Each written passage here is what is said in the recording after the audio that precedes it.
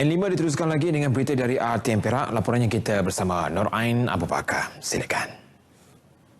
Ya, terima kasih rakan penyampai di Angkasa Puri. Lebih 1,500 peluang pekerjaan dengan tawaran gaji lumayan bakal diwujudkan di Perak.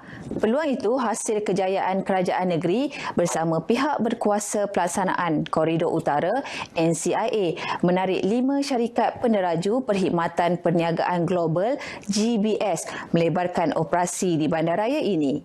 Jelas Menteri Besar Datuk Seri Ahmad Faizal Azumu, inisiatif GBS at Ipoh yang akan memulakan operasi menjelang suku ketiga tahun ini dijangka menarik pelaburan sebanyak 486 juta ringgit.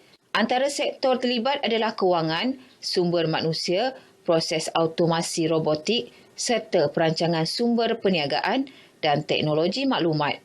Usaha sama ini juga dijangka akan membuka peluang pekerjaan bernilai tinggi untuk graduan tempatan dan Perak amnya, membantu menyelesaikan isu pengangguran di negeri Perak di mana statistik menunjukkan 22.7% daripada sejumlah 20,341 graduan di negeri Perak masih menganggur.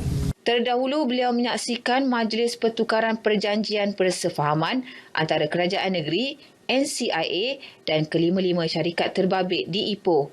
5 syarikat tersebut antaranya Digital Q Solution Sedian Berhad dan Puncak Tegap Sedian Berhad. Sambutan Majlis Rumah Terbuka Aidilfitri Kerajaan Negeri Perak meriah apabila kira-kira 20,000 orang mengunjungi rumah terbuka itu.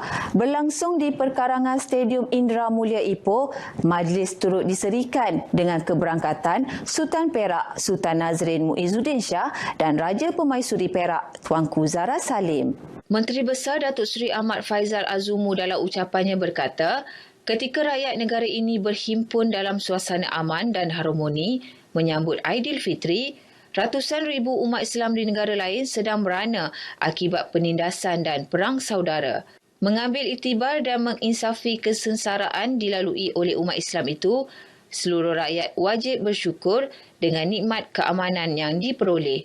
Atas keinsafan itu, kerajaan negeri sentiasa menjunjung dan menyanjung titah supaya kesejahteraan ummah sentiasa terpelihara. Bagi pengunjung pula, penganjuran Majlis Rumah Terbuka antara acara dinanti setiap kali Lebaran tiba. Program macam ni saya rasa sangat baguslah untuk kita merapatkan hubungan sama masyarakat dan juga pemimpin, dan saya rasa ini satu program yang sangat baguslah untuk kerajaan negeri.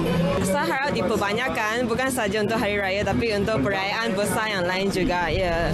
Supaya lebih banyak peluang untuk kami merasai suasana perayaan pelbagai kaum. Datang ke open house di Perak ini memang cukup mengagumkan bila melihat orang Melayu, orang Cina, orang India, orang asli dan sebagainya. Ini menggambarkan di bawah di negara kita ni masyarakat macam ini begitu silaturahim. Selain itu, pelbagai jenis juadah disediakan. Pengunjung turut dihiburkan dengan persembahan hiburan oleh artis tempatan antaranya Aris Ariwatan, Hamdan dan Wahid Sinario. Meski tradisi memasang panjut atau pelita minyak tanah semakin dilupakan, namun bagi penduduk Kampung Ribu di Kuala Kangsar, mereka masih meneruskan tradisi turun-temurun itu. Kebiasaannya, penduduk memasang panjut bermula pada malam 27 Ramadan atau disebut malam 7 likur. Hakikatnya, tradisi itu memperkukuh hubungan sesama komuniti kampung. Sebenarnya penyediaan panjut ni bukanlah bertujuan hanya untuk pertandingan, tapi di Kampung Ribu lebih kepada untuk memupuk muafakat di kalangan warga kampung dan komuniti sekitar. Dan kami juga berhasrat untuk mengadakan aktiviti ini setiap tahun. Sebagai acara sampingan, penduduk kampung turut menganjurkan pertandingan panjut. Tujuan saya menyertai reka bentuk panjut ini bukanlah untuk mencari kemenangan dan kerana ini pertandingan sebegini dapat mengeratkan silaturahim di antara kami. Selain pelita minyak tanah, Panjut juga boleh dihasilkan daripada pelbagai bahan mengikut kreativiti seperti menggunakan buluh dan betik muda. Sekian N5 dari Perak, kita kembali semula ke Angkasa Puri untuk berita selanjutnya.